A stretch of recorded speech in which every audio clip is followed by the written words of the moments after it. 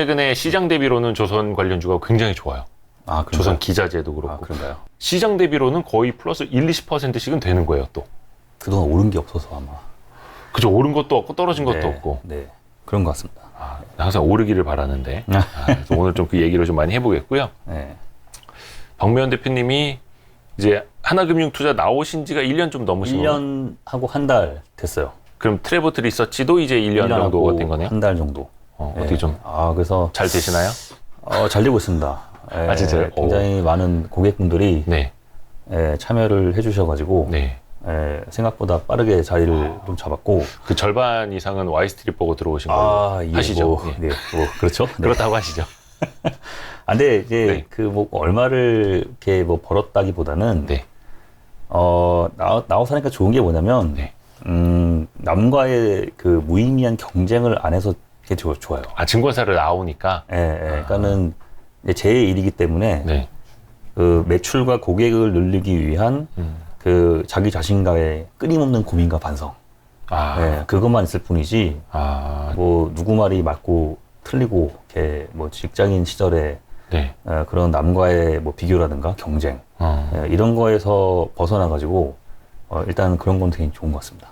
그 본인만 더 열심히 스터디를 하고 리서치를 하고 네. 예, 좋은 자료를 내면 된다. 그렇죠. 예. 그리고 실질적으로는 그 조선업에 대한 현실의 움직임. 네. 그러니까는 뭐 주식 가격이 오르고 내리고 이런 것도 중요하겠지만 네.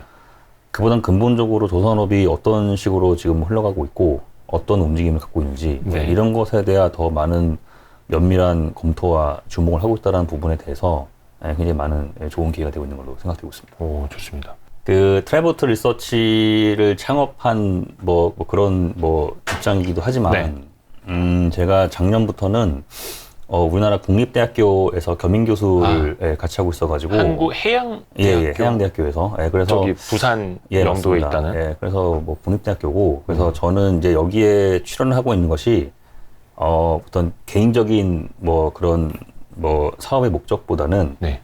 그래도 이제 교수의 이제 지위를 갖고 있기 때문에 예. 그 국가 발전 차원에서 공공의 이익 차원에서 이 조선업이 지금 어떤 상황에 처해 있고 어떤 식으로 가야 되고 뭐 조선업에 대한 분석을 어떻게 해야 되고 뭐 이런 것들을 좀 열심히 제가 설명을 해서 네. 궁극적으로는 조선업이라고 하는 산업이 단순 주식 가격 상승의 문제가 아니라 산업이 경쟁력을 갖고 더 성장하는 모습을 좀 보고 싶고 그로 인해서 궁극적으로는 후학의 양성이죠.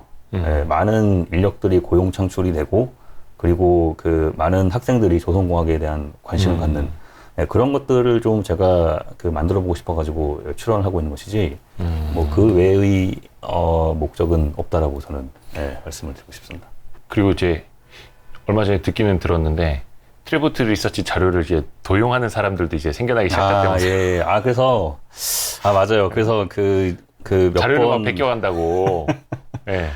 영상에다가 띄워놓은 차트들을 이제 도용해서 쓰시는 분들도 계시고. 저희가 이제 방송에서 보여드리는데 막 그걸 캡처해갖고. 그렇죠.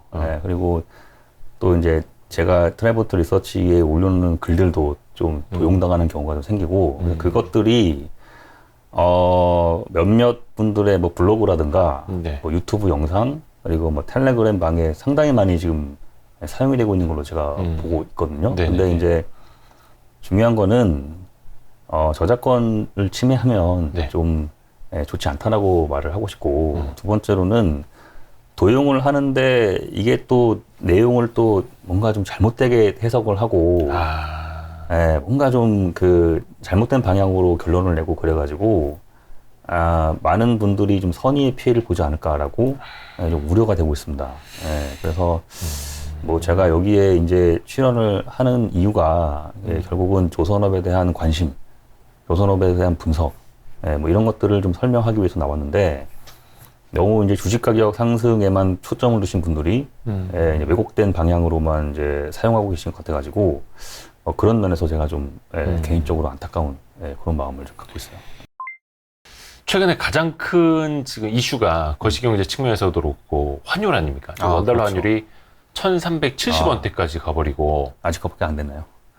제가 지난번에 1,500원 가능성 아직이라고 그러니까 지난번에도 되게 좀 무시무시한 말씀을 하셨는데 사실은 저는 한기로 듣고 좀 흘렸습니다. 에이 설마 제가 오버하는데 네. 너무 과한 거 아니야? 1,500원? 그러니까는 근데 지금 생각해도 1,500원은 이거 좀 사실은 그렇죠. 난리 나는 그러니까 환율 아닙니까? 이게 그 외환보유고가 줄고 있다는 뉴스가 거의 매일 나오고 있잖아요. 그렇죠. 그러니까 지난번에도 제가 강조를 했던 게 정부에서 방어 안 하면 네. 1,500원 가는 것도 가능성이 매우 높은 상황으로 좀 보고 있고 예, 가장 큰 이유가 가계부채 문제.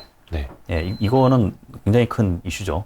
예, 거기다 부동산 가격이 요즘에 하락세로 접어들었고 네. 그리고 금리가 인상되면서 예, 굉장히 큰 신용 대란이 발생될 가능성이 높고요. 저는 실제로 첫 직장이 예, 금융공기업에서 이제 네. 리스크 관리를 업무를 해봤기 때문에 네. 잘 알고 있습니다. 네네. 실제 일을 해본 경험에서 제가 말씀드리는 거예요. 네네. 그래서 환율이 여기서 뭐 더 오를지에 대한 것이 일단은 뭐 저는 그렇게 보고 있고, 근데 중요한 거는 그럼 조선소에게 좋냐? 네. 예, 지난번에는 제가 환율이 오르면 매출 실적이 성장할 거다라고 얘기는 했습니다. 네. 근데 이제 여기서 한 가지 더 얘기를 하면 그 지금 환율의 수주를 받는 것들은 2년 후에 매출에 찍히기 때문에 네. 단기적으로는 매출 성장 효과를 기대하는 거는 좀 맞지가 않아요. 약간 선수금 정도의 그렇죠. 좋은 반영. 그리고 두 번째로는 조선소들이 거의 익스포저의 70% 정도를 다 선물한 매도 회치를 해놓거든요. 예, 그래서 환평가 이익을 기대하는 것도 사실은 매우 제한적입니다. 예, 그래서 환해지를 해놓으니까. 환율이 오르는 것이 조선소에게 좋다라고만 말할 수는 없어요. 반대적으로 환율이 오르게 되면 네. 결국은 선주 입장에서는 발주를 멈추게 되거든요. 왜냐하면 그 선가 인하의 하나의 근거가 될 수가 있습니다. 선가 하락의 근거. 근데 달러로 배를 사는 입장에서는 그게 원화가 약세일수록 배를 싸게 살 수 있는 거잖아요. 보세요. 한국 조선소들은 네. 우리가 설계와 기술과 기자재 생산을 다 우리가 하기 때문에 네. 원화 선가를 포기하지 않아요. 원화 선가를 고정을 시켜놓고 네. 달러 환율, 달러로 변환된 선가를 가지고 선주사들하고 영업을 합니다. 그렇죠?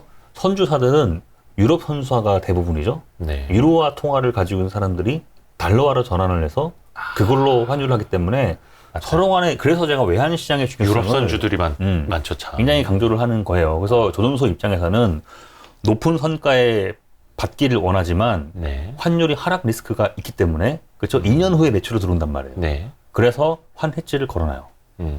모든 구간에서. 네. 네, 그래서 지금 올해 발생되는 매출액은 1,150원대 수주 계약분들이 들어올 거 아니겠습니까? 네. 200원 정도 올랐잖아요. 네. 근데 안타깝게도 환해지를 대거 걸어놨기 때문에 환평가 이익은 사실 별로 없다라고 얘기를 해야 되고 수주 영업에서는 선가가 예를 들어서 1억 원이 네. 1,000원 환율일 때 1억 달러라고 예를 가정을 하면 네. 1억 원이 고정된 상태에서 1,100원으로 올라가는 순간 네. 역수니까 외화선가는 1억 불에서 0.9억 불로 떨어지게 됩니다. 그렇죠? 네. 그럼 선주는 기다려요. 부동산도 그렇죠? 그렇죠. 가격이 올라야 레버리지를 세게 일으켜서 사는 거지 집값 하락 시기인데 지금 누가 집을 삽니까? 안 사요. 이론적으로 산다고 얘기를 해요. 네. 그러니까 제가 첫 시간도 말했던 것이 선박 투자는 선주 입장에서 부동산 매매랑 크게 다르지가 않습니다. 네, 네, 맞습니다. 그렇죠? 네. 선박 매매에서 발생되는 그들의 프라핏이 전체 프라핏의 약 70%를 차지를 한단 말이에요.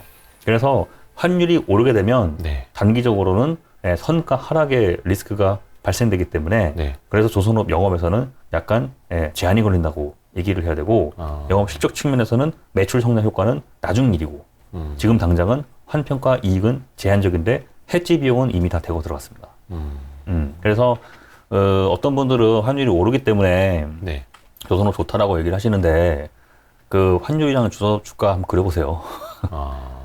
근데 아까 거의 환율 1,500원까지 오를 수도 있다라는 근거는 혹시 뭔지 여쭤봐도 돼요? 첫 번째가 가계부채 문제가 있고요. 두 번째로는 수출 실적이 네. 작년 같은 경우에 사상 최고치를 매달 경신을 했죠. 네. 올해도 수출 실적은 나쁘지가 않아요. 그렇죠? 근데 문제가 뭐냐면 요즘 들어서 드러나고 있는 문제는 이제 환율 상승으로 인해서 무역 수지 적자인데 네. 이거는 환율 상승의 후행 결과에 불과한 겁니다. 네. 그렇죠? 네. 그러니까 이걸 가지고 환율 리스크를 말하는 건 좀 의미가 없고 수출이 증가가 되는데 문제가 두 가지가 있어요. 첫 번째 뭐냐면 우리가 매달 보고 있는 그 수출 실적이라고 하는 거는 관세청에서 발표가 되는 자료인데 네. 이게 통관 기준이거든요. 그렇죠. 그래서 통관된 이후에 실제 판매가 됐는지 재고로 잡혀있는지까지 확인이 안 됩니다. 네, 그게 첫 번째고 네. 두 번째로는 지난 거의 한 2년 가까이 수출 생산성은 계속 악화되고 있어요. 네. 그러니까는 수출 실적이 정말 늘었다 하더라도 수익성이 안 좋아지고 있으니까 외화 가동률이 떨어지고 있는 것입니다. 네, 그렇죠?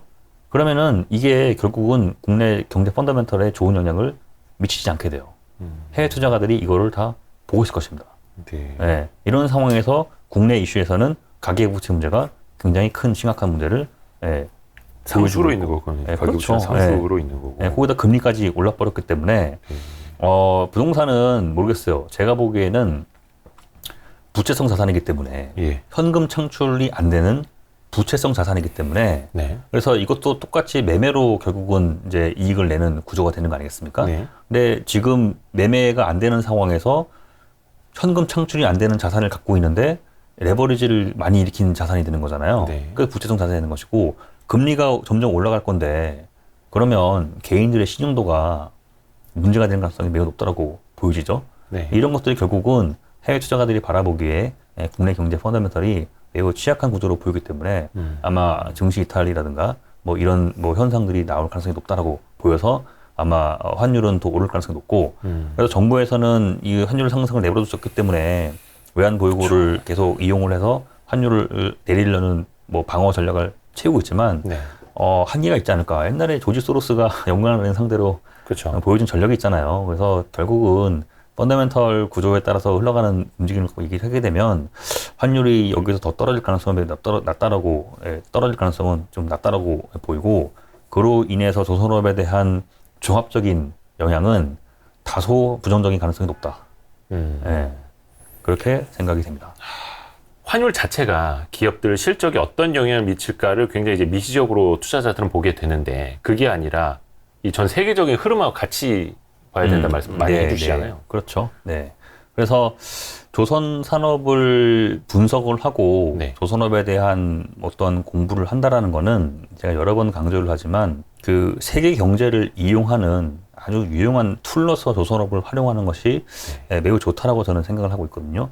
단순하게 그 뭐 조선업 주식 매매를 위해서도 중요하겠지만 조선업을 이해하다 보면 원자재 마켓이 보이게 되고 외환 시장이 보이게 되고 관련된 해외 기업들이 보이기 때문에 그런 면에서 조선업에 대한 관심과 이런 뭐 또한 학습은 매우 중요한 뭐 툴이 아닐까 이렇게 생각이 되고 있습니다. 자, 그리고 지난 방송에 이어서 조금 이제 조선업 상황, 뭐 수주라든지 이런 네. 것들이 이제 어떻게 되고 있는지 좀 이들부터 좀 업데이트를 해볼게요. 네. 박무현 대표님이 그래서 결론적으로는 뭐 사라 팔아라, 뭘 사라, 이게 탑픽이다, 이건 목표 주가가 얼마다 이 얘기를 안 하시더라고. 그런 얘기는 제가 하지 않고 있습니다. 네. 그거는 개인들이 각자 판단하셔야 되겠죠. 본인 판단 하에 본인들이 직접. 제가 하는 역할은 이제 조선업에 대한 그 현실에 대한 움직임, 뭐 이런 것들을 좀 말을 하려고 이제 준비하고 있는 것이고, 그렇죠.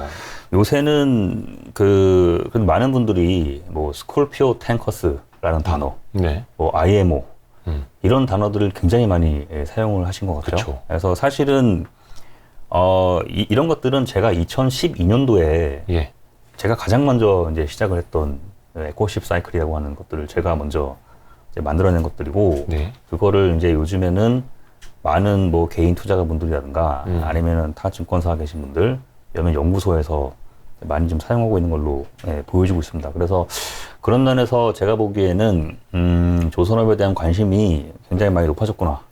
이런 부분에 대해서는 좀 뿌듯하게 생각을 하고 있는데, 한 가지 아쉬운 거는 제가 10년 전에 했던 그 이야기에서 전혀 벗어나지 못한 이야기로만 끝내고 있어요.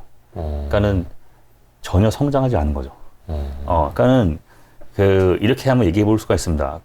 2012, 13년도에 제가 이제 현대미포조선에 대해서 가장 강하게 의견을 내면서 선박 수요가 다시 증가가 되고, 그 당시에는 모든 조선소가 해양 플랜트 사업에 이제 부각을 했던 그런 시절이었었고, 대부분의 조선업 의견도 해양 플랜트 유가 상승 여기에만 초점을 맞추고 있었었는데 네.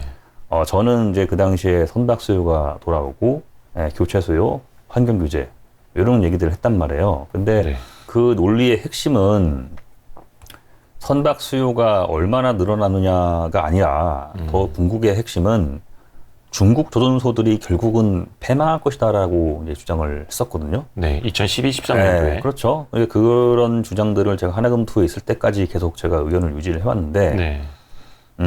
세상은 계속 달라지게 되어 있습니다. 네. 그래서 요 차트를 한번 봐주시면, 네. 요 띄워놓은 차트를 보시면 지금 천연가스 가격이 엄청나게 좀 파란 색깔인데 최근에 며칠 좀 하락을 하고 있긴 하지만. 네. 많이 올랐단 말이에요. 네. 그래서 이거를 가지고서 이제 많은 분들이 LNG 선박에 대한 수요 전망, 뭐 이런 얘기들을 많이 하고 계시는데, 그렇죠. 실제로 LNG 가격이 상승을 하면서 수혜를 보고 있는 섹터는 석탄이거든요. LNG가 아니라. 네. 바로 위 차트를 한번 같이 보시면은, 네. 여기 요 초록색이 천연가스 가격이 이렇게 올랐단 말이에요. 예. 근데 LNG 선박 용선료는 그만큼 오르지를 못하고 있습니다. 네. 그렇죠? 저게 어떤 의미일까요? 위에 차트랑 아래 차트를 비교를 해보시면 네. 같은 천연가스 가격을 놓고 그러는데 네. 석탄 관련 기업의 주가는 더 크게 올랐고 네. LNG 선박 용선료는 뭐 약간 상대적으로 덜 오른 그런 모습을 보이고 있죠. 네. 그래서 실제로는 이 천연가스 가격이 상승을 하고 있는 게 LNG에 대한 수요 증가가 아니라 예. LNG 공급 부족이라고 얘기를 해야 되거든요. 제가 지난번 방송에서 나와가지고 했던 얘기가 네. 아시아에서 LNG 수요가 줄어든다. 그쵸. 유럽에서는 LNG 수요가 늘어난다. 하지만 톤마일 수요는 감소된다. 그쵸. 200K급 대형 선박은 이제 안 나올 것이다. 안 나오고 있습니다. 미국에서 가는 천연가스가 아시아 쪽으로 오려면은 더 그렇죠. 멀리 오게 되는데 네. 미국에서 유럽 쪽으로 가게 되면은 노선이 더 짧아진다. 짧아지죠. 네. 그렇죠. 그 말씀이었죠. 그렇죠. 그게 이제 마일리지가 짧아진다. 이 표현이었고. 그렇죠. 네. 그래서 지금은 LNG를 이제 아시아에서는 사용하지 않고 오히려 석탄을 더 사용을 하고 있고 일본에서는 원전 재가동 얘기를 하고 있죠. 네. 유럽에서는 LNG 조달을 좀 하려고 이런저런 방법들을 모색을 하고 있는데 네. 가져올 데가 없습니다. LNG를. 네. 가져올 데가 없어요. 지금 전 세계 LNG 공급 국가들 중에서 네. LNG 생산량과 수출량을 증가시킬 수 있는 국가는 미국이라고 제가 지난번 네. 방송에서 네. 얘기를 했었거든요. 네. 근데 LNG 수출을 늘리기 위해서는 선행적으로 육상 액화플랜트 발주가 그렇죠. 공사가 진행이 되어야 되는데 이 공사 속도가 매우 느리단 말이에요. 네. 그래서 지금 2020 이제 올해가 2022년도가 되는데 네. 한국 조선소들이 지금 LNG 선박 수주를 굉장히 많이 받았습니다. 그래서 아마 2023년도 하반기를 시작으로 4년도, 5년도에 엄청난 양의 LNG 선박이 공급이 되게 돼 있어요. 네. 근데 그 시기에 미국에서 육상의 액화플랜트 공사 완료가 그 시기에 맞춰서 끝나지 않으면 네. LNG 선박은 일시적으로 공급 과잉으로 전환된다. 공급 과잉으로요? 네. LNG 선박에 실릴 화물이 없어요. LNG 선박을 싣고 보세요. 갈 화물이 없다는 게 무슨 말이에요? 그러니까 이게 이 조선업이 어려운 이유가 네. 지난번에도 말씀을 드렸지만 한 가지 이슈를 가지고 10가지 시각에서 말을 할 수 있어야 되는 겁니다. 네. 그러니까 후판 가격 하나만 가지고도 10가지를 말할 수 있어야 돼요. 네. 그러니까 LNG 같은 경우도 지금 LNG 선박이 건조 기간이 조선소에서 보통 27개월, 보통 3년 잡거든요. 그러면은 LNG 선박이 3년 후에 인도가 되는데 LNG 육상 플랜트 공사 기간은 얼마나 걸리느냐? 훨씬 오래 걸리죠. 5년에서 7년 걸려요. 근데 찾아보시면 아시겠지만 미국에서 지금 약 공사 진행되고 있는 액화 플랜트가 약 1.9억 톤. 아직 피드 단계에 불과한 게 2.9억 톤. 제한 단계가 또 2.9억 톤. 도합.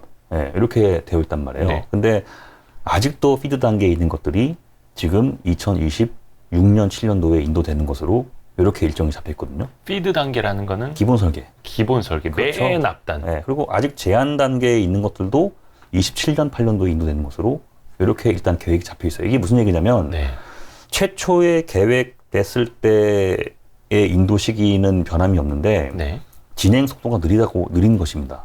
그러니까는 이 실제로 우리가 여러 가지 자료를 찾아보게 되면은 액화플랜트에 대한 공사 일정들을 찾아볼 수가 있는데 거기에 제시되어 있는 인도 일정대로 인도되는 것들이 별로 없어요. 뭐 당연히 이거 발주준 회사 입장에서는 급하니까 빨리빨리 만들어줘 할 텐데 왜 이렇게 늦어지는 거예요, 그러면? 이 중공업 비즈니스는 예. 자동화 생산 공정이 아니기 때문에 그렇죠. 핵심 설계 인력이 있어야 되고 네. 소수의 해외 엔지니어 컴퍼니들이 그 액화플랜트의 모든 설계, 네. 기자재 네. 이런 것들을 다 통제하고 있습니다. 그쪽이 갖고 있죠. 예, 로열티도 받고. 예, 그렇죠. 그러니까는 드릴십도 똑같았었어요. 네. 드릴십이 우리나라 조선소들이 2011년도에 엄청난 수주를 받아냈는데 네. 드릴십을 빨리빨리 만들어내기 위해서는 드릴링 패키지, 핵심 자재를 해외에서 가져와야 조달을 해와야 되는데 예. 그 한계가 있거든요. 그 한계가 분명히 있음에도 불구하고 조선 3사가 드릴십 시장에 대거 진출을 하는 바람에 결국은 지인도 미인도 드릴십이 내척식인가요? 삼성대우에 이렇게 남아있죠. 그래서 제가 보기에는 지금 LNG 선박 시장은 약 10년 전에 드릴십 시장하고 매우 유사한 모습을 보이고 있습니다. 이런 것들을 해외에서는 모를 리가 없겠죠. 네. LNG를 조달을 하려면 선박만 있으면 되는 것이 아니라 어디서 가져올 것인가 이런 것들을 봐야 되는데 그런 기자재들을 그렇죠. 네. 그래서 그런 것들을 보니까 굉장히 좀 불투명하다 이거예요. 그래서 지금 유럽에서도 석탄 수요가 굉장히 많이 증가가 되고 있고 프랑스에서는 엊그저께 원전 재가동 얘기를 다시 끄집어냈습니다. 그러니까 에너지 시장이 서로 이렇게 톱니바퀴처럼 물고 돌아가게 되어 있습니다. 그렇죠. 그렇죠. 석탄은 탄소 중립하고 완전 정반대가 되는 그런 개념이잖아요. 그렇죠.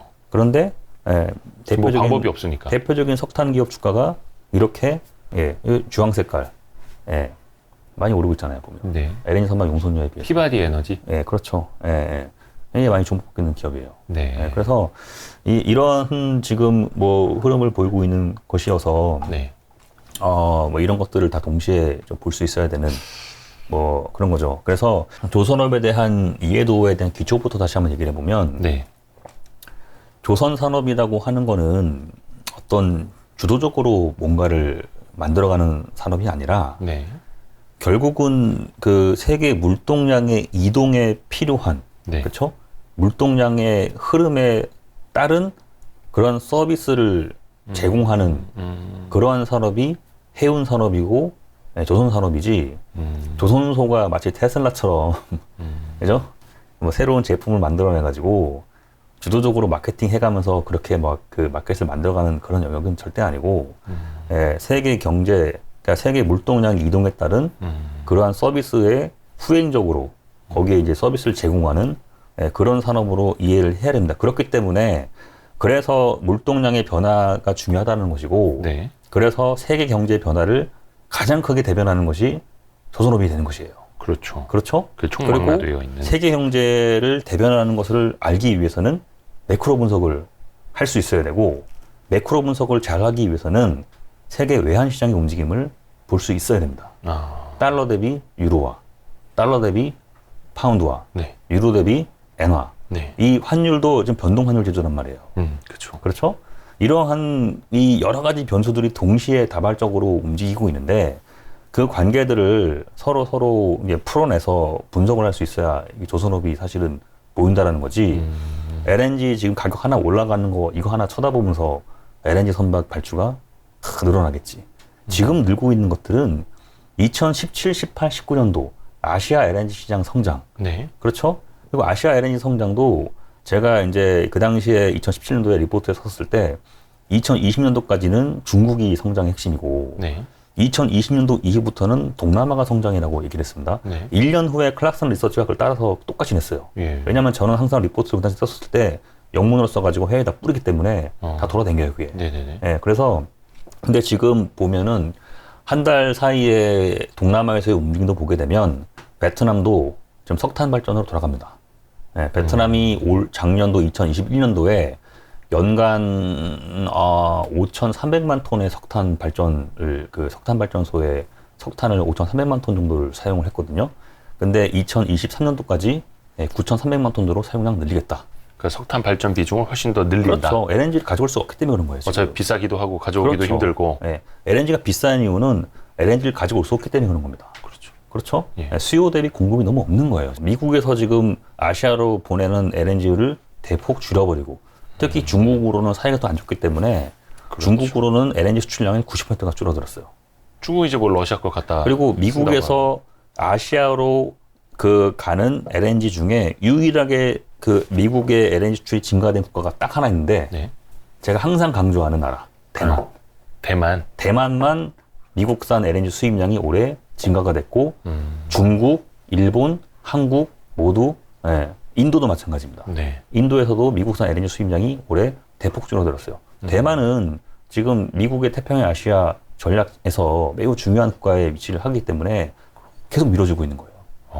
그렇죠? 어떻게 해서든 챙겨주는구나. 그렇죠. 네. 대만 해협을 봉쇄하지 않으면 중국을 막아낼 수가 없는 겁니다. 그렇죠. 당연한 얘기가 되는 거잖아요. 네네네. 네, 그래서 대만은 계속 물량을 밀어주고 있고 LNG 물량을. 네, 그렇죠. 그래서 유럽에서도 이제 LNG를 더 많이 사용을 해야 되는데 결국은 수요 대비 공급량은 부족하기 때문에 일단은 석탄을 계속 사용을 하고 있고 아시아 국가들은. 그렇죠. 네. 그리고 중장기적으로 또 어떻게 될지 모르는 거 아니겠습니까? 네, 네. 이미 LNG 가격이 이렇게 변동성이 커지고 있다는 걸 봤어요. 전 세계 국가들이. 그렇죠. 최초에 2011년도에 그 LNG에 대한 수요가 얘기가 됐었을 때는 특히 LNG 추진선 같은 경우에도 미국산 셰일 가스 생산량이 기하급수적으로 증가가 되고 수출이 증가가 되면서 네. 전 세계 LNG 생산량이 안정적으로 증가가 되고 네. 가격이 하향 안정화될 것이라고 기대를 했기 때문에 네. 선박에서도 LNG 연료를 사용하는 방식으로 흘러갔던 것입니다. 근데 지금 해운업계 관계자들하고 이야기를 해보면 좀 LNG 추진 선박도 인도가 많이 됐잖아요. 네. LNG 연료를 안 쓰고 있어요. 비싸니까. 그렇죠. 당장 지금 LNG 가격이 차에 기름 넣을 때 연료에 기름값 비해서 비싼 것처럼 그렇죠. 못 석유 넣는 연료에 거죠. 비해서 2배가 더 비싸요. 예. 거기다 LNG 연령 대비 연량이 석유 20%가 더 부족하기 때문에 열량이 훨씬 더 비싼 겁니다. 에너지 효율이 그렇죠. 조금 더 떨어지기도 그래서 하니까. 제가 지난 몇 년 동안 그 개방형 스크러버 개방형 스크러버. IMO 2020 규제에 대비한 방법 중에 하나가 탈황 설비라고 얘기를 하죠. 선박에 부착하는 개방형 스크러버에 대한 금지 조치가 확산되고 있다는 걸 제가 여러 번 강조를 했었었는데 네. LNG 가격이 너무 높아지다 보니까 네. LNG를 좀 쓸 수가 없고 오히려 저항유라든가 고항유를 떼면서 스크러버를 탑재하는 방식의 운항이 그게 좀 대부분이에요. 옛날 뭐 벙커 CU 같은 거 그렇죠. 그래서 태우면서 올해 상반기 동안 그리고 많은 분들이 지금 VLCC급 탱커 운이 모른다 이것만 하나 보고 계시는데 네네네. 지금 스크러버 탑재된 VL 탱커의 그 운임이 네. 그것이 없는 선박에 비해서 상반기 동안은 2배가 더 비쌌습니다. 그러니까 이러한 변화를 볼 수 있어야 돼요. 단순하게 뭐가 올랐어 내렸어 이런 걸 보는 게 아니라 네. 이 하나의 임팩트가 마켓에 어떤 영향을 미치고 있는지 그런 것들이 결국은 선주사들이 어떤 결정을 내릴 것인지 그런 것들을 봐야 되는 것입니다. 그래서 LNG 가격이 지금 불확실성이 매우 높아졌고 네. 공급의 안정성이 사실은 매우 낮은 상황이고 선박의 연료에서도 LNG를 쓰는 사용량이 지금 감소가 되고 있는 그런 상황이죠. 그 박미연 대표님 앞에서 이야기를 했지만 이게 뭐 살 때다 팔아야 되다 이런 얘기를 안 해주시고 이런 과정을 설명해 주시다 보니까 그 한 50가지 설명 자료 중에 한두 가지만 딱 들으시는 분들은 저 양반 LNG 선택 부정적으로 본다 이렇게 답을 정하시거든요. 네. 그렇게 보면 안 되잖아요. 그렇죠. 약간 이건 이제 높아심에 왜냐면 최근에 그런 분들이 계시더라고요. 그러니까 이게 조선업에 관심이 있는 게 아니라 조선업 주가에만 관심이 계신 거예요. 그렇죠. 뭐로 가도 서울로만 가서 따뜻한 밥 얻어 먹으면 모르겠습니다. 이거를 모르고도 뭐 조선업 주가를 잘 전망할 수 있으면 뭐 그러면 그 나름대로 훌륭하겠지만 제가 알고 있는 범위와 제 경험상으로 그럴 가능성은 매우 낮다. 이렇게 말씀을 드릴 수 있을 것 같고 일단 LNG선 관련된 불확실성이 높아졌다. 그렇죠. 까지는 한번 이제 정리를 하고 가겠고요. 일단 여기까지 얘기를 하고 그래서 이 조선업은 결국은 뭔가 주도적인 그런 입장이 아니기 때문에 그래서 세계 경제의 변화, 물동량의 변화 그리고 결국은 환율 시장을 볼 수 있어야 된다라고 얘기를 해볼 수가 있는 것 같습니다. 그래서 그나마 유일하게 조선소들이 그나마 주도적으로 뭔가 시장을 개척할 수 있는 방법은 딱 한 가지 방법이 있어요. 그게 뭐냐면은 기술 개발. 예. 네, 기술 개발입니다. 그 기술 개발에 대한 것들은 제가 좀 후반부에 네네네. 한번 차근차근 설명을 하기로 하겠습니다. 그래서 뭐 이런 얘기를 한번 들었어요. 그 어떤 분이 이제 한 달 전, 한 보름 전에 이제 저에게 해주신 얘기가 네. 약간 방금 그 이대호 공무원님께서 저한테 해주신 얘기가 네. 50가지를 제가 설명을 했는데 예. 한두 개만 보고 판단하신 분들이 많다라고 네, 하셨고 네, 이거는 비단 개인분들만 그런 것이 아니라 조선소 내부자 분들도 그런 분들이 많습니다. 그래서 한 보름 전에 제가 들은 얘기가 조선업 뭐 관심이 많으신 어떤 분이 어디였더라? 현대중공업?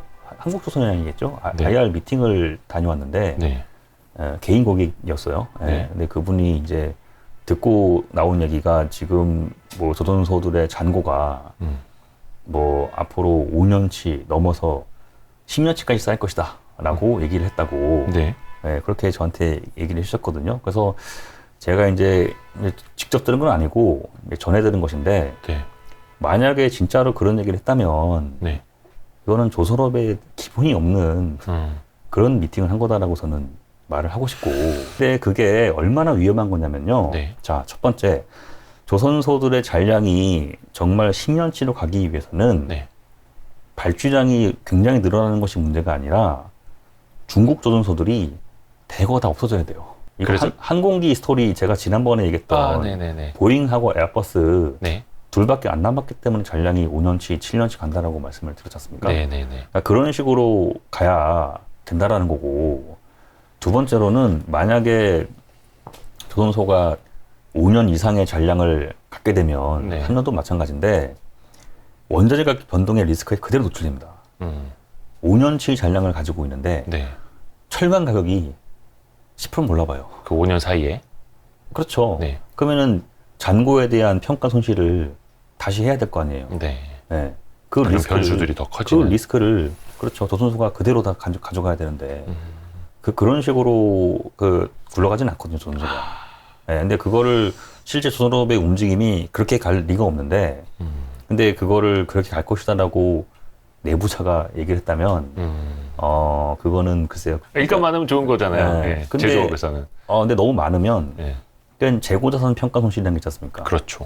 그런 리스크에 그대로 노출된다는 거죠. 조선업을 분석하는 데 있어서 고수와 하수를 나누는 저만의 기준이 있는데 조선업의 분석의 하수는 잔고가 많다는 걸 강조합니다. 잔고가 5년치예요. 다 하수들인데요. 10년치예요. 이거에 포커스 되신 분들이고 고수는 잔고의 구성을 얘기를 합니다. 수잔고가 1년치냐 2년치가 문제가 아니라 그 구성이 어떤 선종으로 되어 있어가지고 도크의 효율성을 높일 수 있는지. 자, 현대미포조선이 드라이도크가 몇 개인지, 그 도크 하나에는 몇 척을 동시에 건조하는지, 그리고 그 1, 2, 3, 4 도크 안에는 각각의 어떤 선종들이 들어가서 동시에 건조가 되는지, 그쵸?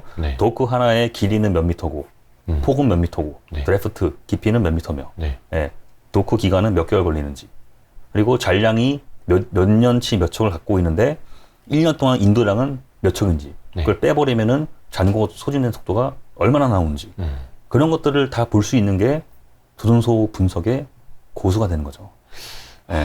이 조선업 분석하지 말아야겠다. 그렇죠. 그래서 잔고가 지금 뭐 2년치 채워졌어요, 3년치 채워져, 이런 거를 강조하시는 분들은 죄송하지만 조선업 분석의 기초가 매우 빈약하다라고 저는 말씀을 드리고 싶고, 조선업 분석의 고수들은 그런 걸 보는 게 아니라 잔고의 구성을 봅니다.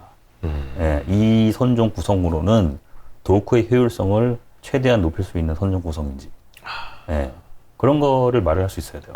그렇죠. 똑같은 걸 지어도 얼마나 많이 벌 수 있는 걸 하고 있는지. 그래서 그런 면에서 지금 대형 조선소들도 마찬가지예요. LNG 선박 1년도로 잔량을 채워가는 거는 도크의 비효율성을 높일 수 있는 리스크가 커지고 있는 것으로 얘기를 해야 된다. 이거를 강조하시는 분들이 지금 아무도 없어요. 와이스트리트에서 여러 번 말씀하신 내용인데. 아무도 없습니다, 지금. LNG선 하나만 열심히 받아가지고는 예, 그래가지고는 도크 효율성을 높일 수가 없습니다. 그래서 계속 다른 탱커 수주 같은 게 올라와야 되는데 맞아요. 엄청 그래서 강조하고 제가 계시죠? 사실은 이 탱커 선박을 연초부터 좀 강조를 했었고. 네. 저희 와이스트리 꾸준히 보신 분들이라면 아마 기억을 하실 텐데. 네, 근데 지난번 방송 때까지만 하더라도 제가 탱커 선박 좀 기대를 좀 많이 했던 의견을 냈단 말이에요. 그리고 탱커가 나올 수 있는 이유를 유가가 하락하면 석유수가 증가가 되기 때문에 나올 것이다. 네, 그리고 전체 잔량이 좀 부족하다. 이런 얘기를 했었었는데 네. 실제 다시 좀 고민을 해보고 네. 그리고 실제 업계에 있는 사람들 만나보게 되면 네. 지금 문제가 뭐냐면요. 이 자료를 봐야 돼요. 이 자료를 보시면 여러 번 보여줬던 차트예요. 네. 지금 이 파란색이 중고선 거래 금액이고 요게 이제 주황색이 한국 조선소들의 수주 금액이 되거든요. 그러니까 중고선이 얼마만큼 많이 거래됐는지랑 한국에서 얼마나 수주를 신규 선박이죠. 근데 지난 과거는 한국 조선소 수주 실적이 당연히 더 많았죠. 중고선 거래보다 수주가 더 많았다. 지금은 중고선 거래가 훨씬 더 많아요. 이거는 뭐겠습니까? 선주들이 신조 발주보다는 중고차를 좋아한다. 선박을 가져와서 지금 개조를 해서 빨리빨리 갖가지 규제를 대응을 하겠다라는 거예요. 왜냐하면 LNG 연료를 안 뗀단 말이에요. 지금 LNG 가격이 지금 저게 언제 떨어질지 어떻게 하겠습니까? 그러니까 빨리 대응을 해야 되는데 그렇죠. LNG 가격 고공행진할 때 저희 3년 뒤에 받을 배보다는 당장 중고시장에 사서 바로 개조해서 쓰는 게 낫다. 그렇죠. 그리고 두 번째로는 LNG 연료를 쓰는 게 기후변화의 만병통치약이 아니에요. 그렇죠? 네. LNG를 써도 어차피 탄소이기 때문에 이것도 메탄이 적게 나온다 뿐이지 23% 적게 나오는 거거든요. 석유에 비해서. 그러니까 결국은 이것도 또 그 엔진 타입에 따라서 메탄 슬립이라고 그 실린더 내부에서 메탄이 새어나가는 또 그런 현상을 또 드러내기도 해요. 그래서 결국은 LNG를 중간 단계의 연료라고 많이 표현을 하고 그렇죠? 암모니아냐, 메탄올이냐, 뭐 수소냐 이런 얘기들도 하지 않습니까? 근데 그러한 추진 엔진이 등장하는 시기가 몇 년 안 남았어요. 그거는 그건 대부분 알잖아요. 2024년도 정도가 되면 최초의 엔진이 나온다라는 거를 알잖아요. 근데 여기서 지금 3년 후에 그 엔진이 나올 건데. 근데 3년 뒤, 5년 뒤 LNG선은 지금 발주를 쓰지도 못할 엔진을 지금 할 거냐. 이거를 선주들이 고민을 안 하겠습니까? 그렇죠. 그러니까 지금 중고선 거래 금액이 조선소 수주 실적을 상회를 하고 있고 올해는 이게 8개월 누적인데 12월 달 가면은요 역대 최고 금액 될 겁니다. 중고선 거래 금액이. 이게 현실이에요. 거기에다가 또 이제 이런 얘기들도 있죠. 지금 뭐 전체 탱커 선박량 대비 노후 선박 비중이 높아서 그쵸? 그리고 글로벌 잔량이 부족해서 이런 얘기를 하는데 자, 이렇게도 얘기를 해야 됩니다. 한국 조선소에 발주를 하는 선사들은 1급 메이저 선주사들이지 마이너 선사들은 다 중국에 발주를 해요. 그렇기 때문에 전체 선박량을 가지고서 계산을 해서 얘기를 하는 거는 맞지가 않는다는 거죠. 자동차 산업하고 얘기를 하면 지난번 한번 얘기를 했지만 독일 자동차를 구매하는 고객층이 다르고 그렇죠? 스포츠카를 구매하는 고객층이 다르고 현대기아차 고객층이 다르고 사실은 다르단 말이에요. 그렇죠? 그런 식으로 얘기를 하게 되면은 사실은 이제 뭐 현대기아차 이하의 자동차 양산차 메이커들은 어떤 자동차 산업 시장 성장에 대한 성장과 감축에 대한 영향을 많이 받겠지만 뭐 스포츠카라든가 고급 자동차 이런 쪽은 수요층이 한정되어 있고 그렇죠? 이렇기 때문에 큰 변화가 없습니다. 그 선주에게만 계속 받는 거예요. 그렇죠? 그래서 탱커 선박도 그런 면에서 이 메이저 선사들이 갖고 있는 선대의 선령이 몇 년인지 이런 걸 봐야 되는데 한국에게 발주되는 메이저 선사 탑 10, 각 선종별 탑 10 선사들이 갖고 있는 선박의 평균 선령이 매우 낮죠.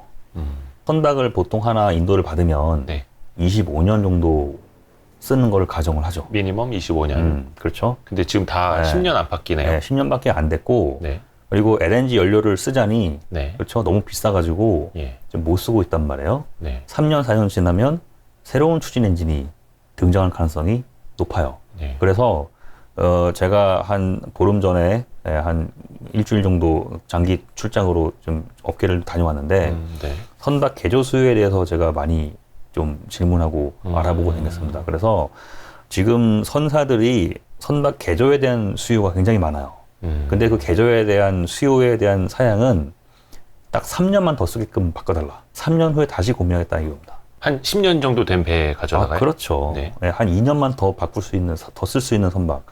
3년만 더 쓸 수 있게끔. 그러니까 규제가 새로 도입되잖아요. 그 전까지만. 예, 그만큼만 쓰게끔 개조해달라. 이거예요. 지금 LNG 선 좋고 네. 새로운 규제 도입되기 딱 그 사이를 지금 충진할 네. 수 있는. 그렇죠. 그래서 이 데이터들을 동시에 보게 되면 탱커 선박이 여기서 크게 나올 가능성은 매우 낮은 것으로 얘기를 할 수 있고. 유조선 탱커. 그렇죠. 예. 그래서 프론트라인이라고 VL급 탱커 한 2, 3등 하는 선사가 있는데, 노르웨이 존 프레들센 선박왕 아저씨라고 불리는 그분이 갖고 있는 선사가 되고, 네. 이분은 얼마 전 컨퍼런스 콜에서 매우 의미심장한 얘기를 했어요. 탱커 선박 발주를 안 한다. 할 생각이 없다. 왜 안 하냐면, 예. 물론 그 중간중간에는 뭐 모든 사람들이 얘기하고 있는 글로벌 선박량이 부족하고 전체 노후 비중이 높아지고 다 이런 얘기 하는데, 그럼에도 불구하고 발주를 안 하는 이유는 탈탄소. 네. 탈탄소라는 걸 얘기를 하면 궁극적으로 석유 연료를 안 쓰는 방향으로 가는 거 아니겠습니까? 그렇죠. 그러면 석유를 수송하는 사업은 밸류가 없어지게 되는 거예요. 네. 그렇죠? 네. 그리고 지금 선박을 탱커를 발주를 하면 LNG선 오도북이 많아가지고 아마 2020 한 4년도 정도의 인도가 되겠죠. 네. 근데 여기서 25년 쓴다고 가정했잖아요. 네. 그럼 딱 2050년도 됩니다. 탈탄소 목표가 2050년도 되잖아요. 네. 네. 지금 선박 인도를 받아와가지고 25년 동안 쓸 건데 25년 동안 점점 가치가 떨어지는 자산에다가 돈을 태우는 게 그게 합리적인 투자라고 생각되시는지 한번 잘 생각을 해봐야 되고. 그리고 더 계속 쓸 수 있는 거잖아요. 25년 이상은. 그러니까 2050년도까지 네. 석유 사용량을 전 세계가 그 석유 사용량이 계속 줄어드니까. 자동차 산업을 탱커 선사들이 가장 열심히 읽는 리포트가요. 전기차 리포트라는 말이 있어요, 지금. 그러니까 배는 25년 동안 2025년까지 쓸 수 있지만 그렇죠. 이 배를 통해서 활용할 수 그 있는 석유 운반은 줄어들 수밖에 없으니. 그렇죠. 그 배의 목적이 뭡니까? 화물 수송이잖아요. 그렇죠. 화물 수송 자체가. 선박 가치는 화물의 가치에 딸려가는 부가가치에 불과한 거지. 선박 자체로서는 아무런 가치가 없어. 고철덩어리. 그렇죠? 이 버스도 그 수송객이 중요한 그렇죠. 거지. 지금 버스만 돌아다니면은. 강남 고속버스 터미널 가보세요. 버스가 그냥 다 서 있어요. 그리고 한 대씩 낮에 댕기는 버스를 보세요. 승객이 없습니다. 비유를 든 겁니다, 여러분. 비유를 드는 거죠. 그래서 네네네. 비유를 드는 거죠. 실제로 가보시면 실제로 그래요. 수많은 버스들이 주차가 되어 있고. 그만큼 뭐 경기가. 여기 솔직히 지방을 가는데 고속버스를 타고 이용하시는 분들이 네. 있겠지만 네.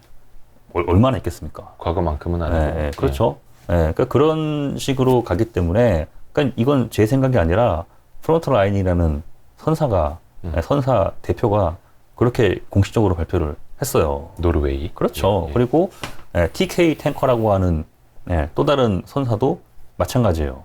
지금 발주를 안 한다. 왜 안 하냐면 첫 번째 선가가 너무 높다. 두 번째 조선소가 LNG 선박으로 너무 가득 채워져 가지고 인도 시기가 너무 늦다. 자, 문제가 뭐냐면요. 이 운임이라든가 가격이라든가 이런 것들은 결국은 경제학적으로 수요와 공급의 균형점에서 만나게 되는 거잖아요. 수요가 아무리 안 좋아도 공급이 더 부족해져 버리면 가격은 오르게 돼 있는 거 아니겠습니까? 그렇죠. 그렇죠? 예. 지금 석유 수요는 안 좋아요. 네. 오펙에서 매달 석유 수요를 발표하지만 매달 세계 석유 수요가 감소되는 것으로 전망치가 바뀌고 있고, 올해 7월, 8월 달 미국에서 드라이빙 시즌 동안 가솔린 수요는 작년 대비 반토막 났습니다. 그러니까 증산도 잘 안 하려고 하고. 그렇죠. 그렇죠. 그래서 지금 석유에 대한 물동량 수요는 지금 분명히 줄어들고 있어요. 거기다가 장기적으로 탈탄소를 갖고 얘기를 하면은 석유 운반 수요의 사업의 매력은 떨어집니다. 그렇죠. 그래서 발주를 안 하고 있는 거예요. 그런데 그러다 보니까는 선박이 한 척, 두 척씩 노후화된 배들은 또 시장에서 퇴출될 거 아니에요. 네. 그러니까 노후화된 배가 많으니까 오히려 배가 부족해져가지고 운임이 올랐어요. 그래서 VL 탱커 운임이 이렇게 바짝 오른 겁니다. 그래서 지금 저 오른쪽에 있는 차트입니다. 대부분 메이저 선사들은 네. 그래서 우리는 지금을 즐길래.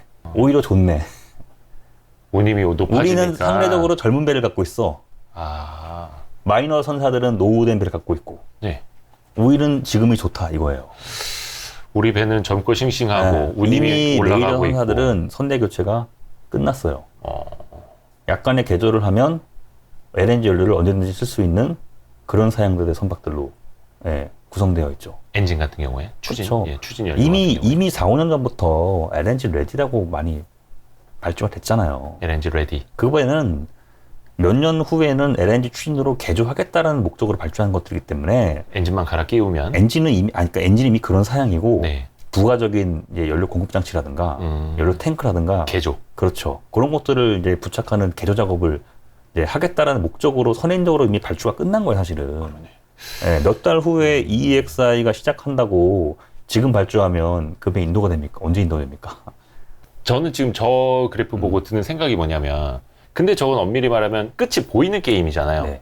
탱커들은 뭐 선박은 나이 안 먹나? 그러니까 지금 안 10년 한다- 지나면 지금- 20년 차 지금 되는데. 안 하고 예. 2, 3년 후에 아모니아 추진으로 하든 LPG 추진으로 하든 그러니까 지금 있는 메탄을 배들로는 추진으로 저걸로 최대한 즐기다가 그렇죠. 나중에 다른 네. 엔진을 쓰는 배로 제가 말씀드렸잖아요. 2, 3년 정도 더 쓸 수 있는 선박 사양으로 개조해달라는 수요가 굉장히 많고 직접 지금 그거를 위해서 선사 만나서 여러 가지 일을 하시는 분들을 제가 꽤나 많이 만나고 왔습니다. 네. 그래서 아까 현장에서의 이야기하신 것처럼 움직임을 제가 말씀을 드리는 거예요. 제 개인적인 사견을 말씀드린 게 아니라 실제로 움직임을 토대로 다시 고민을 해보니 그림들이 이렇게 보이는 거고, 그리고 실제로 메이저 선사들이 발주를 안 한다라고 공식적으로 얘기를 했고 안 하는 이유를 이렇게 제시를 하고 있다는 거죠. 그래서 탱커 선박에 대한 기대를 좀 낮출 필요가 있는 걸로 생각이 되고 있습니다. 거기다가 한 일주일 전에 나왔나요? 미국 바이든 행정부에서 네. 지금 가솔린하고 디젤 수출 금지 조치를 지금 진행하고 있잖아요. 내부에서도 모자라니까. 자, 보시면 MR 탱커 같은 경우에 2013년도 하반기 9월, 10월, 11, 12월 엄청난 수주를 받아내면서 미포에선 주가가 크게 그 당시 올랐었고, 네. 제가 그 당시 저 혼자 미포에선 스트롱바이 의견을 저 혼자 냈었죠. 대부분 다 해양 플랜트를 말하던 시절이었기 때문에 네. 그때도 스콜피오 탱커라는 선사가 발주를 주도를 했지만 네. 그 선사도 사실은 에코 사양으로 발주한 건 맞는데 궁극적으로는 미국에서 증산되고 있는 쉐일 오일, 네. 그거를 보고서 발주를 낸 거예요. 왜냐면 이거는 다 히스토리를 알아야 되는데, 역사를 알아야 되는 건데 네. 스콜피오 탱커를 많은 사람들이 얘기를 하지만 네. 스콜피오 탱커가 어떤 회사인지, 오너가 누군지, 배경이 어떤 배경인지 그걸 아시는 분들은 거의 없을 겁니다. 그렇죠? 자, 스콜피오 탱커는 2003년도에 설립된 회사이고 네. 중고 선박 3척 가지고 시작을 했어요. 예. 그리고 이 창업자들은 중동 출신 사람들이 미국에 가서 뉴욕에 헤드쿼터 열어놓고 중고선 3척 매입을 하면서 네. 해운업을 시작을 했어요. 네. 그래서 해운업은 처음이지만 중동 출신이기 때문에 오일 비즈니스는 아주 빠삭하신 분들이죠. 네. 그래서 2003년도에 그런 식으로 영업을 시작을 했고 2011, 12년도에 미국에서 쉐일 오일 증산되는 거를 봤을 거 아닙니까? 네. 많은 사람들은 그 당시에도 쉐일 오일이 의미가 있네 없네라고 무의미한 논쟁들을 많이 벌였지만 네. 현장을 아시는 그런 사람들은 빨리 탱커를 발주를 해야겠다 싶어가지고 엔진 그 기술업체에 찾아가가지고, 왜냐면 선사들이 선박을 발주할 때는 조준소를 만나기 전에 이미 엔진 사양부터 결정을 해놓고 조준소를 만나게 되거든요. 그래서 유럽에 있는 엔진 기술 업체를 찾아가가지고 우리 이번에 MR 탱커 지금 발주하려고 그러는데 엔진 뭐 있어요? 보여주세요. 팜플렛 좀 보여달라 그랬을 거 아니에요. 네. 근데 그 당시에 머스크 라인이라고 하는 세계 1등 컨테이너 선사가 이미 대우조선 해양에 18,000T급 트리플 E라고 하는 에코10의 시작이라고 말할 수 있는 그 선박을 이미 발주를 해놓고 거기에 들어간 최신형 에코 엔진이 있거든요. 기존의 탱커 선박하고 벌크 선박에 적용됐던 엔진을 좀 더 사양을 달리 해가지고 컨테이너 선박에 탑재를 했던 그러한 새로운 엔진 사양을 이제 머스크 라인이 최초로 선택을 하고 대우조선 해양에다가 발주를 주면서 에코10 사이클이 시작이 되는데 이제 공교롭게도 그러고 얼마 안 있다가 스콜피오 탱커가 발주를 찾아갔다가 그 엔진을 보고 이거 넣어볼까요? 이렇게 해서 쉐일 오일과 에코가 만나가지고 스콜피오 탱커가 굉장히 큰 성장을 하게 되고 MR 탱커 발주 시장이 온 걸로 이렇게 얘기를 해야 되는 겁니다. MR 탱커면은 중간 사이즈 그렇죠. 정도 되는 50K급. 탱커선. 네, 그렇죠. 표현이죠. 그러니까 이게 그 뭔가 뭐 가격 하나 올라요 내려요 이것만 가지고 얘기를 하면 안 되고 지금 VL 탱커 운임이 오르고 있으니 선주가 돈을 벌었을 것이고 발주를 하겠죠. 이렇게 보시면 안 되고 왜 운임이 올랐는지를 먼저 고민을 해야 됩니다. 왜 올랐을까? 그러니까 이유를 알아야 돼요. 좋으면 왜 좋고 안 좋으면 왜 안 좋은지 이유를 알아야 그래야 넥스에 대한 행동을 우리가 할 수 있는 것이지. 여기까지 놓고 보면 LNG선 도크가 아무리 많이 차더라도 선가를 높여줄 이슈는 뭔가 긍정적인 재료는 아니다. 그렇죠. 이렇게 이해를 하고 넘어가면 되겠네요. 지금 아마 조선소에서는 지금 LNG선 잔고가 늘어나는 것에 약간 심취해서 그렇죠. 양적인 선가를 더 높이는 그런 이제 영업을 할 건데 선주가 선택을 해줘야 돼요. 그 선가에 발주를 할 건지 말 건지. 우리 지금 도크 3년치 찼으니까 더 비싸게 사셔야 돼요. 여기까지 부를 수는 있는데. 그렇죠. 선주는 지금 공식적으로 발주할 생각이 없다라고 지금 얘기를 특히 탱커 같은 경우에. 그래서 지금 여러 가지 차트를 계속 보여드렸지만 지금 이 높아진 선가에 지금 이 늦은 딜리버리에 거기다가 좀 석유 운송 수요가 재미가 없는데 여기다가 지금 저 선가에 저 늦은 딜리버리 납기에 발주를 할 거냐 이 선택을 하기보다는 3년 정도 후에 다시 고민을 하자라고 아마 그렇게 선택을 결정을 한 모습을 보이고 있어요. 이건 탱커뿐만 아니라 다른 선종도 마찬가지입니다. 올해 초에 현대 글로비스가 이제 H라인을 이제 용선으로 해서 자동차 운반 선박을 현대중공업 그룹이 아니라 중국 조선소에 발주를 두 척 냈거든요. LNG 추진 사양으로. 이건 굉장히 의미가 있어요. 왜냐하면 다른 선종이면은 뭐 그럴 수 있는데 자동차 그룹에서 상징성이 있죠. 자동차 운반 선박을 그렇죠. 카캐리어. 그거를 선가 이슈로 그냥 업계에다가 문의해 보니 선가 문제가 있었다고 얘기를 하더라고요.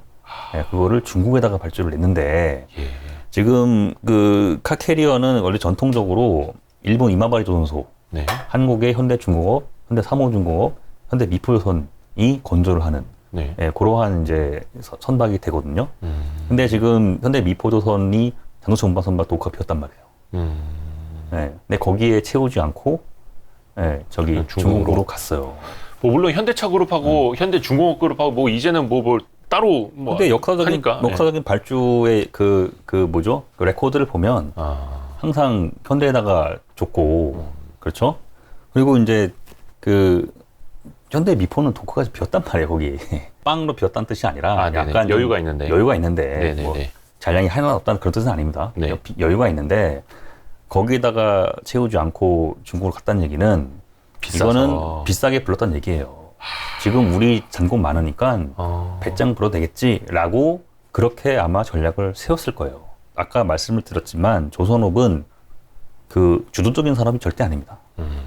운송 수요, 물동량의 이동에 필요한 서비스를 공급하는 그런 그 서비스는 해운사가 이제 공급을 하고 필요한 장비를 조선소가 만들어주는 그런 산업이기 때문에 먼저 선도적으로 선가를 높이 불려가지고 하면 선사들은 결국은 다른 대안을 찾게 되어 있어요. 그게 중국일 수도 있는 거고 뭐. 그리고 제가 이거를 에코시 스토리를 10년 전에 얘기를 하면서 중국으로 갈 수 없을 것이다라고 제가 얘기를 했었고 그 당시에는 왜냐면 선박 연료가 그 LNG로 달라지고 뭐 연료 소모량이 달라지고 규제가 강화되고 중국이 인도가 늦어지고 이런 얘기를 많이 하면서 중국을 못 간다라고 말씀을 여러 번 제가 했었었는데 실제로 10년 동안의 움직임을 보면은 그런 일은 벌어지지 않았고 일시적으로 그런 일이 벌어졌다가 최근 몇 년 사이에 중국 조선소들이 대거 수주를 받는 그런 모습을 보입니다. 어떤 배를요? 특히나 LNG 선박을 지금 우리가 전 세계 수주량을 거의 90% 이상, 사실상 100%를 갖고 있는 거를 자꾸 언론에서 강조하면서 좋은 일이죠. 강조할 만한 일이고. 그래서 중국은 아직 LNG가 멀었다라는 평가를 많이 내리고 있는데 사실은 굉장히 무서운 게 뭐냐면요. 지금 올해 발주된 컨테이너 선박, 대형 선박부터 중형, 소형까지 거의 절반가량을 중국이 수주했어요. 그리고 중국이 수주한 컨테이너 선박의 거의 한 7, 80%가 다 LNG 추진 사양입니다. 근데 추진 근데 엔진. 발주한 선사가 몇 년 전까지만 하더라도 중국은 다 자국 발주였었거든요. 거의 근데 유럽 선사들이 80%를 다 중국에 발주를 내고 있어요. 그러니까 유럽 선사 물량 중에 80%야 아니면 중국이 받는 중국 거에 수주 실적의 80%. 그리고 그 유럽 선사들은 다 우리가 알만한 메이저 선사들이 많이 들어가 있습니다. 네. 이게 최근 몇 년간의 변화예요. 그러니까 어느 정도 중국의 기술력이 올라와 있다라는 건가요, 그러면? 기술력이 올라왔다기보다는 네. 선가가 높아지는 거를 가성비? 싫어한다라는 거고, 어차피 LNG 안 쓸 거거든요, 지금. LNG 쓸 가능성이 낮거든요. 지금 일시적으로는. 그렇죠? 그리고 중국 조선소들이 기술적인 부분을 당연히 한국보다는 미진한 건 맞지만, 네. 그거를 또 백업하고 서비스를 해주는 또 서비스 업체들이 굉장히 많이 있어요. 근데 궁극적으로는 지금 중국의 올해의 경제 상황이 썩 좋지는 않지만, 네. 뭐 작년까지는 나름 중국 경제가 굉장히 큰 화두로서 역할을 많이 하지 않았습니까? 네. 네, 그런 것들을 지금 무시할 수는 없는 움직임이 있는 것이죠. 지금 저기 띄워놓으신 저 표가 네. 그래서 우리나라 그 수주 실적을 지금 시간 흐름에 따라서 그래서 보시면은 지금 올해 상반기까지는 수주 네. 실적이 좋았다가 예. 7월하고 8월 두 달 사이 보시면 수주량이 좀 감소가 되는 모습을 보이고 있어요. 수주가 늘 거라고 많이 기대를 했는데. 근데 저 수주라는 게 약간 되게 뭔가 좀 선형적으로 쭉 꾸준히 나올 수가 없는 거고 좀 등락이 있을 수밖에 없잖아요. 거래 규모나 그렇죠. 계약 다시 시점에 따라서. 몇 달 정도 우리가 수주를 이런저런 이유로 안 받든 못 받든 해가지고 잔고가 줄어들면 다시 늘어나겠죠. 예. 근데 네. 그 흐름을 그러니까 이렇게 리니어하게 쭉 가는 게 아니라 네. 이렇게 등락을 하기 때문에 다시 지금은 연말까지 수주 실적이 둔화될 가능성이 매우 높고 예. 뭐 6개월 후 정도 되면은 우리는 다시. 잔고가 좀 소진이 될 것이고 네. 그때가 되면 다시 수주를 받을 가능성이 높겠죠. 근데 그때 과연 선가가 유지가 될 거냐? 그거는 고민을 해봐야 됩니다. 잔고가 일단은 줄었을 것이고, 그렇죠. 환율 시장이 바뀌었을 것이고, 철가스 가격이 지금 톤당 $100 아래로 내려왔어요. 그렇죠? 그리고 선사들이 지금 운임이 좋아서 발주할 필요가 없어라고 대놓고 말을 하고 다녀요. 우리 개조할래. 신조선 안 해도 될 것 같은데? 이런 얘기를 해요. 네, 그래서 한 달 전에 이미 중국 조선소가 뻘크 선박 캄사르막스급이긴 한데 네. 성과를 내리기 시작했습니다. 수주를 받기 위해서. 중국주 선수가 성과를 내린다. 그래서 전 탱커 선박은 지금 많은 사람들이 기대를 하고 있는데 이거는 좀 저의 잘못인 것 같기도 하고 제가 연초에 아무도 탱커 말을 안 할 때 제가 탱커를 얘기를 많이 했고 Y3 나와서 탱커를 많이 말을 하는 바람에 좀 도용당하고 있는 느낌이 아닌가라는 생각도 들어요. 그러니까 탱커 수요가 중요하다. 중요한 건 맞는데 그러니까 탱커가 나와줄 필요가 있긴 있어요. 또 그 효율성을 위해서. 근데 지금 어쨌든 간에 그 메이저 선사들이 하는 얘기를 보면 지금 탱커 발주를 할 이유는 많지 않다라고 얘기를 하고 있고 미국에서 결국은 LNG가 됐든 석유가 됐든 아시아로 수출이 팍팍 늘어줘야 되는데 일단 LNG는 공급량이 부족하고 그리고 석유는 수출 금지 조치를 지금 진행을 하고 있습니다. 그렇기 때문에 탱커 선박에 대한 운송 수요는 기대했던 것만큼 많이 나올 가능성이 없는 것으로 이렇게 좀 생각이 되고 있어요. 탱커 발주를 좀 기대하기는 조금 어려운 상황이고 어렵고, 그러면 LNG선 발주 자체는 어때요? LNG 선박은 지금 뭐 공급 부족도 있지만 지금 2023, 4, 5년도 조선소의 인도 스케줄을 보면 지금 과거의 인도 경험 이상의 인도를 할 것으로 지금 잔고가 계획되어 있어요. LNG선만 놓고 보면 이거는 너무 많이 받아가지고 그러니까 쉽게 말해서 이거죠. 빵을 잘 만드는 장인이라고 해서 빵 생산량을 갑자기 늘리는 거는 또 별개의 문제가 됩니다. 그래서 아마 24년도, 5년도에 계획된 LNG 선박의 인도가 원활하지 않을 가능성이 좀 매우 높다라고 보고 있고 LNG 선박을 추가 발주하려는 선사들은 분명히 이걸 주목할 거예요. 분명히 주목할 겁니다. 그래서 그 지금은 LNG 선박에 대한 그 수주 시장은 얼마나 뭐 LNG 시장이 좋아요, 뭐 용선이 얼마 올라가 이런 걸 보는 게 아니라 건조를 하는 조선소들의 생산의 안정성이 누구한테 있느냐. 그거를 봐야 되고 선주사들이 그거를 분명히 검토를 할 거란 말이에요. 지금 그런 면에서 LNG 선박의 생산 안정성이 가장 높은 조선소는 대우조선해양입니다. 대우조선해양이 그 삼성, 현대보다 LNG 선박 연간 인도량이 좀 더 많은 경험을 좀 가지고 있고, 이건 제가 과거 리포트에 여러 번 써놨던 내용이고요. 그리고 뭐 그런 면들 때문에 2024년도와 5년도에 그 인도의 여유 슬롯이 대우조선 갖고 있어요, 지금. 삼성, 현대는 그 약간 오버캐파로 가지고 있고. 그래서 이거 깠다 가다가는 LNG선 인도전 될 수도 있습니다.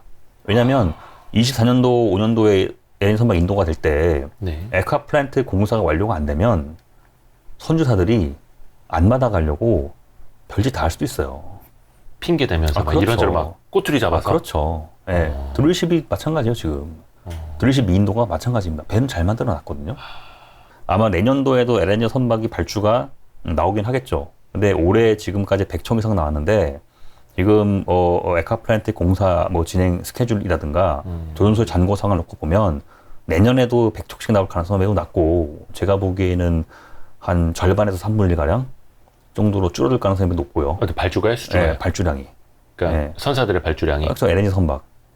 근데 그게 우리 한국 조선소들이 수주하는 양만이요? 아니면 그 중에 전체가 일부분은 중국으로 갈 수도 있는 아마 거고? 대우조선으로 많이 갈 가능성이 높다라고 저는 보고 있어요.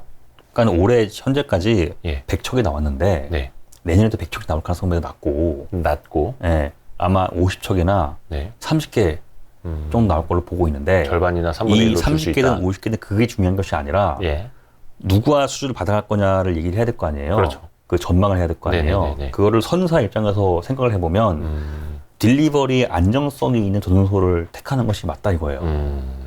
그렇죠? 지금 연간 인도량을 10척밖에 못한 조선소가 연간 20척 인도할 것으로 수주를 받아놨어요. 그럼 그 조선소에다 발주를 하는 게 그 크리스마스 케이크 24일 날 받아야 되는데 비율을 이렇게 해줘야 돼요. 27일 날 받으면 그래도 빵은 맛있겠지만 그 빵이 먹고 싶겠습니까? 그러네. 3일 전에 받았었어야 되는데. 만들 수 있는 케이크의 캐파가 그렇죠. 확실히 있는데 그렇죠. 자기네가 사람 써서 열심히 만들겠습니다 해도 불안한데 그럼 저쪽 빵집에다 맡길게요 이럴 수 있다는 그래서 거죠. 아까도 얘기를 했던 것이 잔량이 몇 년치냐를 강조하는 거는 아마추어적인 시각이고 도크의 효율성이 누구한테 있느냐 그거를 보는 것이 프로페셔널이라고 말을 할 수 있고요. 선주사들은 당연히 프로페셔널들이겠죠. 그래서 말씀하신 24년, 25년 약간 슬롯이 여유 있을 그 대우조선 해양이 LNG 선박 수주 그 모멘텀을 좀 내년에는 그나마 보여줄 가능성이 높다. 저는 좀 이렇게 분석을 하고 있습니다. 이거는 조선소의 능력의 문제가 아니라, 그렇죠? 과도한 수주 잔량으로 인한 생산의 불안정성이라고 말을 해볼 수 있는 근데 것 뭐 같습니다. 이게 탑픽이나 뭐 추천주나 이런 개념은 아니고요. 스터디하는 내년에 개념으로. LNG 선박 수주 전망을 말을 하는 거죠. 근데 이제 그거 있어요. 대우조선해양 같은 경우 약간 지배구조에 조금 불확실성도 있고 얼마 전에 좀 파업도 좀 있었고 그리고 뭐 부채? 매출채권 문제가 조금 있지 않나요? 일단은 뭐 부채 비율은 드릴십 미인도 해결 가능성이 좀 높아지고 있는 것이 아닌가. 왜냐면은 일단은 대우는 4척 미인도 중에 2척을 23년도에 인도될 것으로 일단 매각이 됐고요. 그리고 2척 남았는데 요새 보면은 드릴십 가동률이 올라가고 있습니다. 이것도 탱커랑 똑같아요. 지금 신조 드릴십 발주가 거의 10년째 없잖아요. 근데 노후 드릴십들이 퇴출되면서 가동률이 올라가고 있어요. 그래서 몇몇 한두 개 정도는 노후 선박 대체용으로 신조 발주 선박을 내기는 너무 비싸고 인도 건조 기간이 오래 걸리는데 지금 미인도 드릴십을 선택을 하면 당연히 투자 금액이 줄어들게 되고 당장 받아갈 수 있는, 하지만 장비는 새 거고 그래서 그런 면에서 미인도 드릴십이 해결될 가능성이 좀 높고요. 그러면은 실제로 대우조선 해양의 지금 부채 비율, 재무구조의 불안정성이 가장 큰 이유가 해양 플랜트 드릴십 미인도 때문에 발생된 거거든요. 그 선박들이 정상적으로 인도가 되어주면 그러면 재무 구조에 대한 불확실성은 좀 일단락까지는 아니지만 좀 어느 정도 완화가 될 가능성이 높다라고 이렇게 보고 있습니다. 네.